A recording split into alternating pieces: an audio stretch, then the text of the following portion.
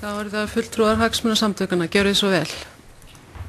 Já, takk. Við viljum að deila þess aðeins með okkur. Ég ætla að byrja.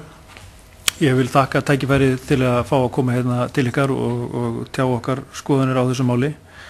Vil taka undir að það er afar brýnt að þessi mál sé tekin föstum tökum og við lítum á að þessi skýrsla, hún sé rauninni bara fyrsta skref í þeirri umræðu og tökum undir orð Eyglóar Harðardóttur það að frekari rannsókna og umræðu þessi mál sé virkilega nauðsynleg. Leiðrétting lána, þetta er nauðsynleg aðgerð til samfélagssátta og endurreisnar hagkerfisins. Það er gríðarlega mikilvægt að þessi aðgerð verði tekin sem allra fyrst. Varðandi jöfnun ábyrgðar að þá ætti hún að leiða til vandaðri útlána og kostnaður hann mun á jafnvægi vegna eftirspurnar. Ábendingar kostnaður aukna vexti, það mun að öllum líkindum lúta lögmálum markaðarins og verði kostnaður dæmdur og hár að þá hreinlega mun útlán minnka.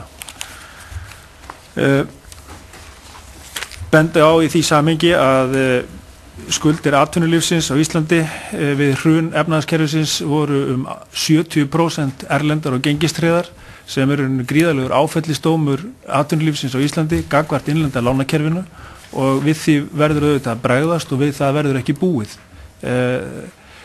Við búum við sívaxandi alþjóðasamkeppni og því þýðir í rauninni ekki að skella skollaeyrunum við þessari staðreynd að innlenda lánakerfið verður að standast alþjóðlega samkeppni.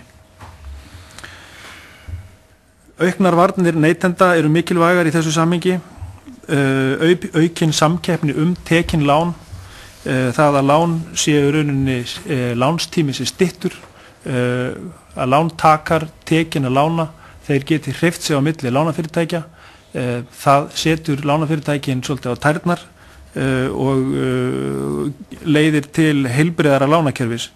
Það ætti líka að leiða til styttri lánstíma og þar með rauninni áhættu af löngum skuldbindingum. Við það ætti útlána áhætta til langra veðlána að minnka. Við viljum heilbrigðara hagkerfi.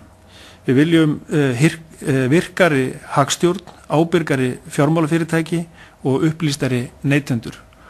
Það er í rauninni ekki hægt að vinna að slíku með verðtrygginguna sem að felur stöðut vandan sem við að glíma.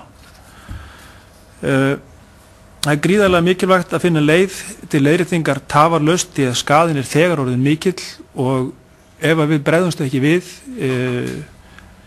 innan örfára vikna hreinlega að þá er ansi mikil hætt á því að fórnarlöp verðtryggingarinnar í þessari orrahríð verði meiri heldur en samfélagið þolir.